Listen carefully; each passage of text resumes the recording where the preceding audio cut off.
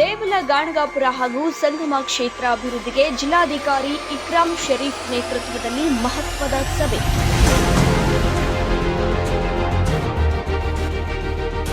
ಭಕ್ತರ ಅನುಕೂಲಕ್ಕಾಗಿ ಸುಸಜ್ಜಿತ ಪಾರ್ಕಿಂಗ್ ವ್ಯವಸ್ಥೆ ರೂಪಿಸಲು ಸೂಚನೆ.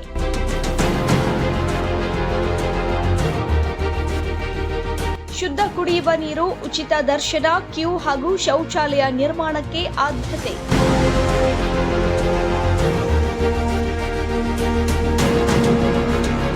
ಶುದ್ಧ ಕುಡಿಯುವ ನೀರು, ಉಚಿತ ದರ್ಶನ, ಕ್ಯೂ ಹಾಗೂ ಶೌಚಾಲಯ ನಿರ್ಮಾಣಕ್ಕೆ ಆದ್ಯತೆ.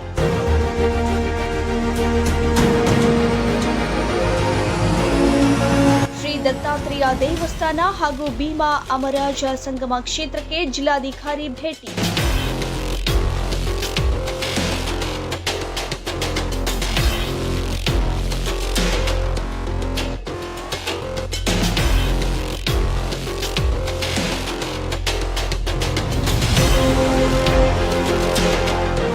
ಶ್ರೀ ದತ್ತಾತ್ರೇಯ ದೇವಸ್ಥಾನ ಹಾಗೂ ಭೀಮಾ ಅಮರಜ ಸಂಗಮ ಕ್ಷೇತ್ರಕ್ಕೆ ಜಿಲ್ಲಾಧಿಕಾರಿ ಭೇಟಿ.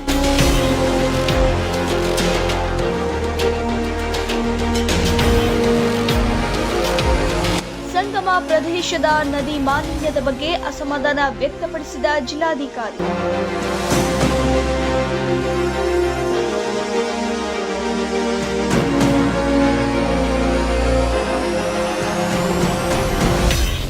ಶ್ರೀ ಕ್ಷೇತ್ರ ದೇವಲ ಗಾಣಗಾಪುರ ಹಾಗೂ ಪವಿತ್ರ ಸಂಗಮ ಕ್ಷೇತ್ರದ ಸಮಗ್ರ ಅಭಿವೃದ್ಧಿಗೆ ಅಗತ್ಯ ಕ್ರಮಗಳನ್ನು ಕೈಗೊಳ್ಳುವ ನಿಟ್ಟಿನಲ್ಲಿ ಕಲಬುರಗಿ ಜಿಲ್ಲಾಧಿಕಾರಿ ಇಕ್ರಾಮ್ ಶರೀಫ್ ರವರು ದೇವಲ ಗಾಣಗಾಪುರ ಪ್ರವಾಸ ಮಂದಿರದಲ್ಲಿ ವಿವಿಧ ಇಲಾಖೆಗಳ ಅಧಿಕಾರಿಗಳ ಸಭೆ ನಡೆಸಿ ಅಭಿವೃದ್ಧಿ ಕಾಮಗಾರಿಗಳ ಪ್ರಗತಿ ಪರಿಶೀಲಿಸಿದರು. ಸಭೆಯಲ್ಲಿ ಕ್ಷೇತ್ರಕ್ಕೆ ಆಗಮಿಸುವ ಲಕ್ಷಾಂತರ ಭಕ್ತರಿಗೆ ಉತ್ತಮ ಮೂಲ ಸೌಕರ್ಯ ಒದಗಿಸುವ ಕುರಿತು ಚರ್ಚೆ ನಡೆಸಲಾಯಿತು.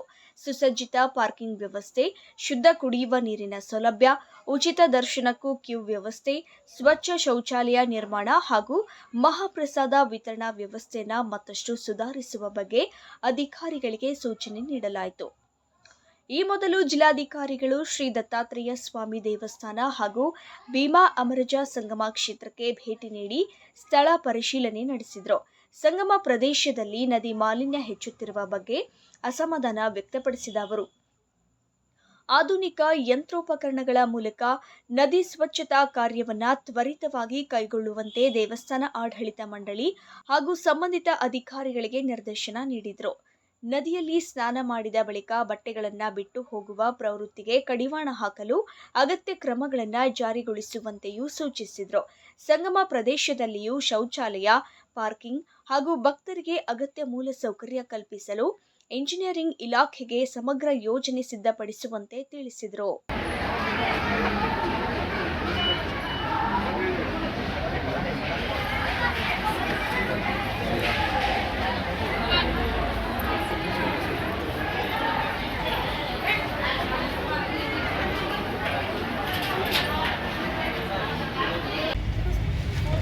ಇವರೆಲ್ಲರದ್ದು ಬರೆಯೋದಿಲ್ಲ, ಹೊಸ ಜೇಬಲ್ಲಿ ಹೋಗುತ್ತೆ. ಯಾಕೆ ಎಲ್ಲ ಬರಿತೀನಿ ಅಂದರೆ ಇದರಲ್ಲಿ ಬರಿತೀವಿ ಸರ್. ಎಷ್ಟು ಬಂದಷ್ಟು ಇಲ್ಲಿ ಬರೋದೇ ಒಂದು 2-3 ರೂಮ್ ಬೇಕು.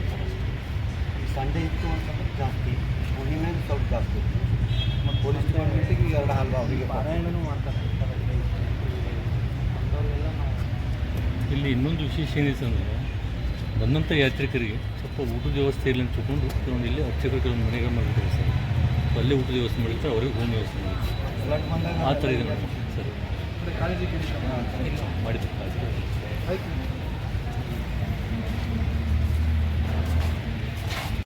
ಸಭೆಯಲ್ಲಿ ಸ್ಥಳೀಯ ಗ್ರಾಮಸ್ಥರು, ಅರ್ಚಕರು ಹಾಗೂ ವ್ಯಾಪಾರಸ್ಥರು ಕ್ಷೇತ್ರದ ವಿವಿಧ ಸಮಸ್ಯೆಗಳ ಕುರಿತು ಜಿಲ್ಲಾಧಿಕಾರಿಗಳ ಗಮನ ಸೆಳೆದರು. ಸಾರ್ವಜನಿಕರ ಅಹವಾಲುಗಳನ್ನು ಆಲಿಸಿದ ಇಕ್ರಾಮ್ ಶರೀಫ್ ದೇವಲ ಗಾಣಗಾಪುರವನ್ನ ರಾಜ್ಯದ ಮಾದರಿ ಯಾತ್ರಾ ಕ್ಷೇತ್ರವನ್ನಾಗಿ ಅಭಿವೃದ್ಧಿಪಡಿಸಲು ಎಲ್ಲ ಇಲಾಖೆಗಳು ಸಮನ್ವಯದಿಂದ ಕಾರ್ಯನಿರ್ವಹಿಸಬೇಕು ಎಂದು ಸೂಚಿಸಿದರು.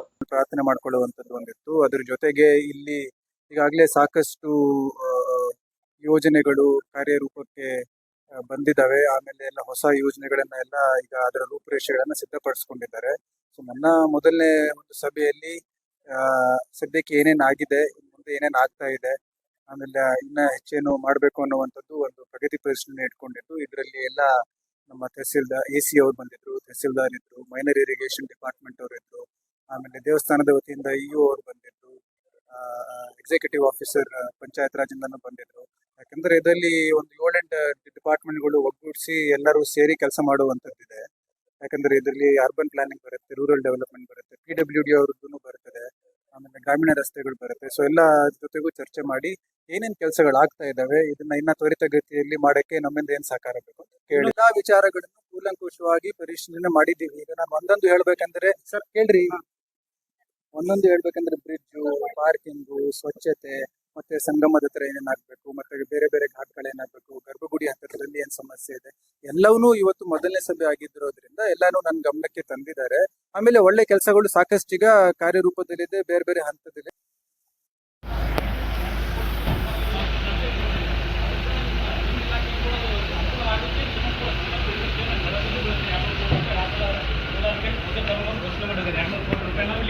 ದೇವಳಗಣಸಾಪುರ ಅಭಿವೃದ್ಧಿಗೆ ಇಟ್ಟಿದ್ದೇವೆ ಅಂತ ಹೇಳ್ತೀರಿ, ಅದು ಕೂಡ ತಾವೇನು ಸಂಕಲ್ಪ ಮುಂದುವರಿಸಿ ಹೇಳಿದ್ನಲ್ಲ, ಎಲ್ಲರೂ ಕೂಡ ಮೊದಲನೇ ಸಭೆ ಎಲ್ಲ ವಿಷಯಗಳು ಎಲ್ಲ ನಮ್ಮ ಆಫೀಸರ್ಗೆ ಬಂದಿದ್ದಾರೆ. ನೀವು ಎರಡು ವಿಚಾರ ಪ್ರಸ್ತಾಪ ಮಾಡಿದ್ದು ನಾವು ಸಭೆಯಲ್ಲಿ ಚರ್ಚೆ ಮಾಡಿದ್ದೀವಿ.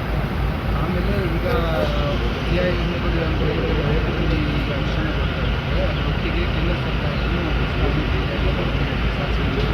ಸೊ ಅದರಲ್ಲೂ ನಮಗೆ ಏನಾದರೂ ಒಂದು ಒಳ್ಳೆಯ ಒಂದು ಯೋಜನೆ ಅಭಿವೃದ್ಧಿ ಬರುವಂಥದ್ದು ನಮ್ಮಲ್ಲಿ ಒಂದು ವಿಶ್ವಾಸ ಇದೆ. ಅದು ಬಂದರೆ ಇನ್ನೂ ನಮಗೆ ಒಂದು ಬಲ ಸಿಗ್ತದೆ ಆಗ್ತದೆ.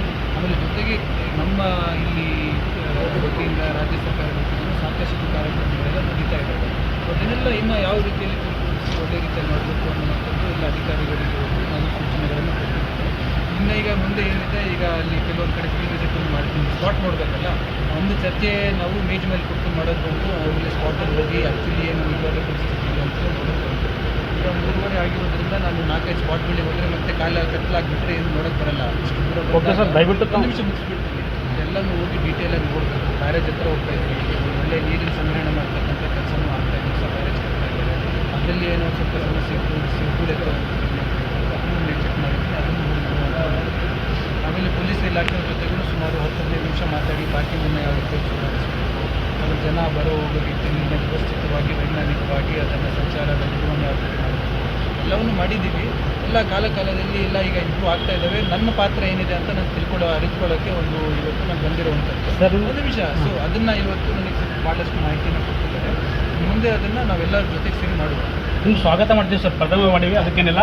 ಕೊನೆಯದಾಗಿ ನಮ್ಮೂರಲ್ಲಿ ಸುಮಾರವಾಗಿ 1000-1200 ಆಟೋ ಇವೆ ಸರ್. ಟ್ರಾಫಿಕ್ ಸಮಸ್ಯೆ ಆಟೋಗಿಂತ ಹೆಚ್ಚಾಗತ್ತೆ ರೀ.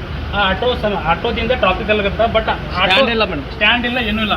ಮೊನ್ನೆ ಹುಣ್ಣಿಮೆಗೆ ಜಿಲ್ಲಾಡಳಿತದಿಂದ ತಾವು ಟ್ರಾಫಿಕ್ ಪೊಲೀಸ್ ಮೇಲೆ ರಾಜ್ಯ ಸರ್ಕಾರಕ್ಕೆ ತಿಳಿಸಿ ಟ್ರಾಫಿಕ್ ಪೊಲೀಸ್ ನಿಯೋಜನೆ ಮಾಡ್ತಿರೋ, ಇನ್ನು ಇದ್ದಂಥ ಇಲಾಖೆಯು ಅದಕ್ಕೆ ಸಂಬಳಿಸೋಕೆ ಮಾಡ್ತಿರೋ, ಅದು ದಯವಿಟ್ಟು ಅದಕ್ಕೊಂದು ಏನರ ಒಂದು ಎಕ್ಸ್ಪ್ಲೇನ್ ಕೊಡಿ ಸರ್. ಸೊ ಅವ್ರ ಜೊತೆಗೆ ನಾವು ಮಾತುಕತೆ ಚರ್ಚೆ ಮಾಡಿಬಿಟ್ಟು ಸಭೆಯಲ್ಲಿ ವಿವಿಧ ಇಲಾಖೆಗಳ ಅಧಿಕಾರಿಗಳು, ದೇವಸ್ಥಾನ ಆಡಳಿತ ಮಂಡಳಿಯ ಸದಸ್ಯರು ಹಾಗೂ ಸ್ಥಳೀಯ ಮುಖಂಡರು ಉಪಸ್ಥಿತರಿದ್ದರು.